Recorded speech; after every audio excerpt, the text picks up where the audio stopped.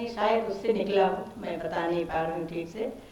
और इसी मंगल भाव के साथ गृहस्थ आश्रम में प्रवेश के लिए द्वार खुलता है इस नटोरा के माध्यम से। इसमें नारी सूत्रधार होती है, वही संवाद रचती है। नृत्य, गायन और नाटक में सारी भूमिका उसकी है। जो पुरुष बारात में नहीं गए हैं उनकी खूब छीछा लेदर होती है।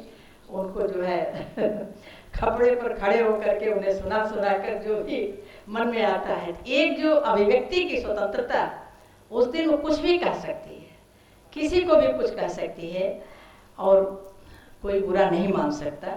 मर्यादा के अवगुंठन के बाहर आकर के मुक्त चेतना खुली खिड़कियां देती हैं। ये गारी गीत हों या इस तरह के नटौरा हों, इन सबको इसीलिए दिया जाता है कि उल्लास का अवसर है।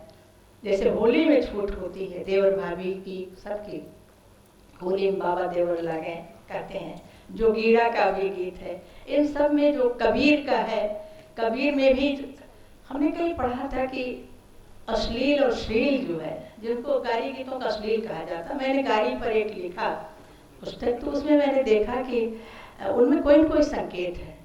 आज काम शिक्षा पर जोर दिया जा रहा है, ये इसका उद्देश्य यही था इन सारे प्रहसनों का, इन नटौरा का, कि सारे बच्चे छोटी उम्र से लेकर के बड़े बच्चे सब बैठते थे, देखते थे कैसे बच्चा हो रहा है, कैसे क्या हो रहा है, विवाह क्यों हो रहा है। और चित्रों में भी, लोक कलाओं के माध्यम से भी उनको ये शिक्षा दी जाती थी। अनौपचारिक शिक्षा बिना उन्हें बताए वो सीखते थे कि विवाह का अर्थ क्या है, गृहस्थाश्रम क्या होता है। और प्रसन्नों का महत्व हमेशा रहा है। लोक गाथाओं का गायन भी होता है। जैसे थोड़ा सा ये विवाह के अवसर पर नहीं, लेकिन वैसे ही इसे कुसुमा का हमारे यहाँ चरित्र है एक, जो मुगल उसको ले जाता है, पानी भरने गई है तो वो देखता है तो उसके रूप रीझ जाता है, तो उसके भाई और पिता को बंदी बना लेता है और कहता है कि हम तुम्हें तब छोड़ेंगे जब इस लड़की को दे दोगे। तो वो कहती है कि भाई, भाभियाँ कहती हैं तुम्हारे कारण हमारा पति जेल में है। तो वो कहती है अच्छा मैं तुम्हारे साथ चलूँगी, मेरे भाई और पिता को सबको छोड़ दो। फिर चलती है तो थोड़ी दूर जाती है तो एक बन गई है, दूसरे बन, तो बाबा का सगरा मिला है तो कहती है कि एक बूंद पानी पी लें तब चले, बाबा सगरा अब तो दुर्लभ हो जाएगा। तो कहता है कि ये तो गंदा पानी है, हमारे यहाँ चलो, वहाँ सोने चांदी के झंझर में तुम्हें बढ़िया अमृत जल देंगे। तो कहती है तुम्हारे यहाँ चलेगा अब तो पिएंगे ही, लेकिन ये बाबा का सागर है, मेरा जन्म से मैंने इसको पानी पिया है, पीने दो। तो जाती है, एक बूंद पी है, दूसरा बूंद, और तीसरे में भाई तर पड़ो, तीसरे बूंद पीने में डुबकी लगा के उसमें डूब जाती है। तब वो रोता है, कहता है कि अगर मैं जानता तुम ऐसा करोगी तो मैं जो है क्यों ऐसा करता। और भाई को उसके बुलाया जाता है, तो जब मिर्जा हंस हंस कर जाल डालता है तो उसमें घोंघे और सेवार निकलते हैं, लेकिन जब उसका भाई जाल डालता है तो बाजी आवे नाकी के नथुनिया, उस जाल में उसकी नाक की नथ फंस के आ जाती, जो मर्यादा के प्रतीक है। और उस बहन ने अपने प्राण दे करके भी अपने भारतीय परंपरा की रक्षा की थी, नारी के आत्मविश्वास की और उसकी मर्यादा की रक्षा की थी। ऐसे तमाम प्रसंग हैं जो गीतों में गाए जाते हैं। कठपुतली की बातें आज बहुत हुई। मेरे पिताजी कठपुतली बनाया करते थे, कागज के लुत्ती भिगोते थे और मिट्टी के ऊपर उससे उसकी परत दर परत उसमें लगाते थे, मेथी पिसवा के हम लोग खाते थे, बनाओ तुम लोग। तो उसके बाद जो सूख जाती थी तो उसको बीच से काट के और मिट्टी निकल जाती पुतला, और उसको फिर जोड़ के रंगते थे और अपने हाथ से खाली ऊपर का मुखौटा वही बनाते थे और हाथ से उसमें चलाते थे खुद। और जितनी गांव की समस्याएं होती थी, जैसे धुएं से बचने के लिए स्त्रियों को धुएं से आंखें खराब हो रही, तो उस पर बनाया उन्होंने नाटक, खुद ही लिखते थे, खुद ही प्रदर्शित करते थे। और इस तरह की तमाम समस्याओं को लेकर के वो कहते थे, अध्यापक थे तो स्कूलों में भी जाके सिखाते थे, बताते थे।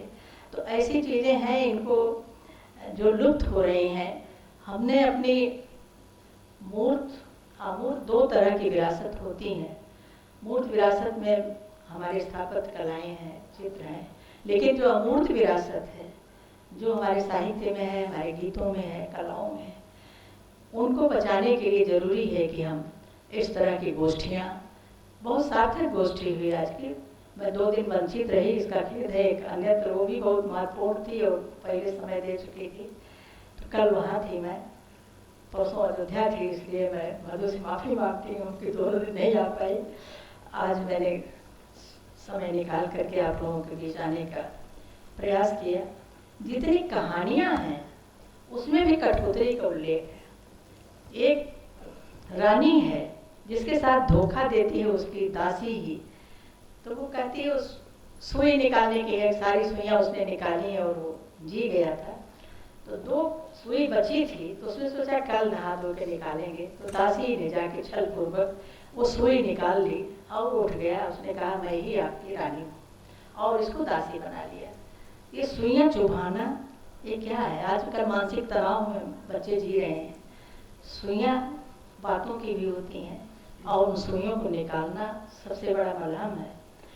तो वो कहती, जब पूछता है तुम्हारे लिए क्या लाऊं, तो कहती कुछ भी लेते आना, तो वो कठपुतली ले आता है उसके लिए। तो उसी को सुना के अपना दर्द कहती है, सुन काठ की कठपुतली, सारी सुइयाँ मैं निकालूं, 2 सुइयाँ दासी निकाली, चेरी निकाली, चेरी भई रानी मैं भई दासी। तो इस तरह एक निसंतान है, वो कहती है कि मेरे संतान नहीं है, मैं किसको तेल बुकवा लगाऊं, तो मैं काठ की पुतरी को लगाती हूँ। सब लोग कहते हैं उसी मन बहलाओ, तो कहती है काठे की पुतरिया, कितना भी तेल उपटन लगाती हूँ वो हंसती नहीं है, वो बोलती नहीं है।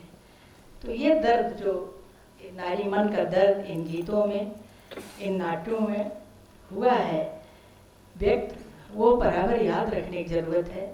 और इन विधाओं को फिर से समय के अनुसार जो परिवर्तन हो रहे हैं उनके साथ जोड़ते हुए प्रस्तुत करना है।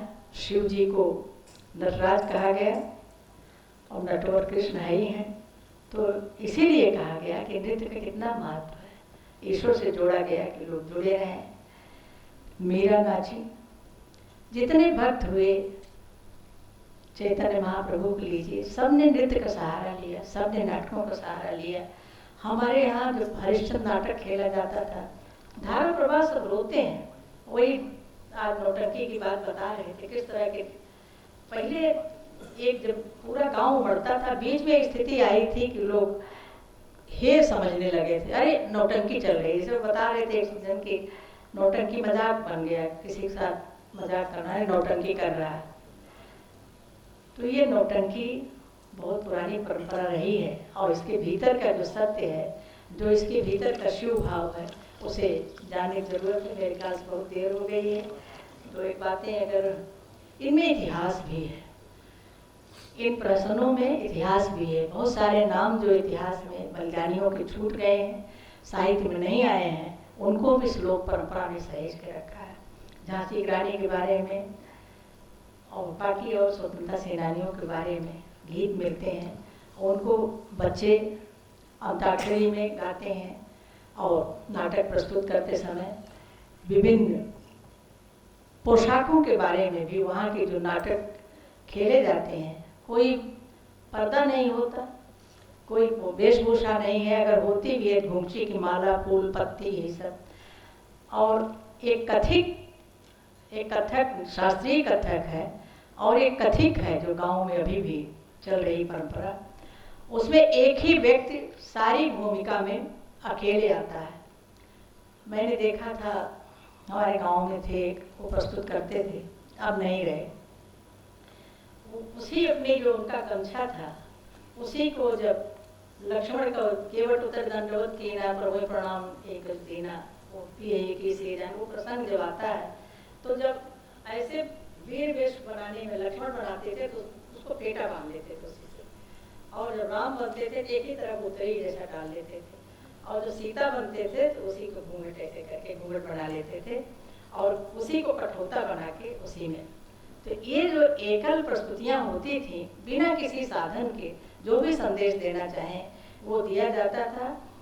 और इस परंपरा को फिर से वापस लाने की जरूरत है। एक और हमारे यहाँ करेंगा नाच होता था। ये जो दलित जिन्हें अब कहते हैं, उनके यहाँ जब शादी ब्याह होता था तो वो द्वार दिखाई करने के लिए आते थे हर दरवाजे पर, और जो एक नर्तक होता था उसके कमर में बहुत सारे घुंघरू बंधे रहते थे और पीठ पर उसके चमड़ा बढ़ा होता था, और एक व्यक्ति होता था जिसको बुलवाई कहते थे, उसके हाथ में कोड़ा रहता था चमड़े का।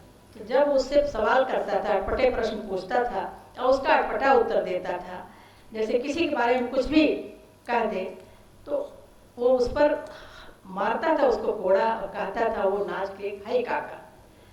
उसमें कोई बुरा नहीं मान सकता था। समाज की जितनी भी संगतियां हैं, चाहे नेता हों, चाहे पुजारी हों, चाहे पंडित हों, चाहे ठाकुर हों, सबके बारे में कुछ भी वो बुलवैया कहलवा सकता था, करेंगा। उसके बाद वो खूब नाचता था और मन चाहा नेक लेकर के जाते हैं। अभी मैंने कोशिश की कि एक कार्यक्रम किया कि वहाँ बुलाएं उन लोगों को, लेकिन वो सब आए तो वेशभूषा भी उनकी आधुनिक आई और फिल्मी गाना सब गा रहे थे। तो ये प्रथाएं लुप्त हो रही हैं। इनको आप जैसी संस्थाएं, आप लोगों के प्रयास से फिर से इन्हें वापस लाने की ज़रूरत है। और रसिक संप्रदाय का जिक्र आया तो राम को भी रसिक रूप में प्रस्तुत किया है। कृष्ण तो हैं ही रसिक राज। तो ये जो दोनों का अभेद स्थिति है उसे इन विवाह गीतों में देखने को मिलता है। विवाह के संस्कार होते हैं, जो नटौरा होते हैं, ये नटौरा सबका मंगल करे। ये लोकगीत, ये देवी गीत सबके प्रति मैं विनम्र धन्यवाद देते हुए प्रभु से प्रार्थना करती हूँ कि आप लोगों का जीवन उत्सव बना रहे और हमारा समाज, क्योंकि हमारे यहाँ दुखांत की परंपरा नहीं थी। नाटकों में सुखांत भी होता था। वो सुखांत इसलिए था कि कोई निराश न हो, कोई उसको हार न माने, इसलिए एक आशा की लकड़ी, हारी की लकड़ी की तरह उसे पकड़ा दी जाती थी हमारे नाटकों के माध्यम से। ये बहुत बड़ी बात थी, उसे बनाए रखना है। बहुत बहुत धन्यवाद।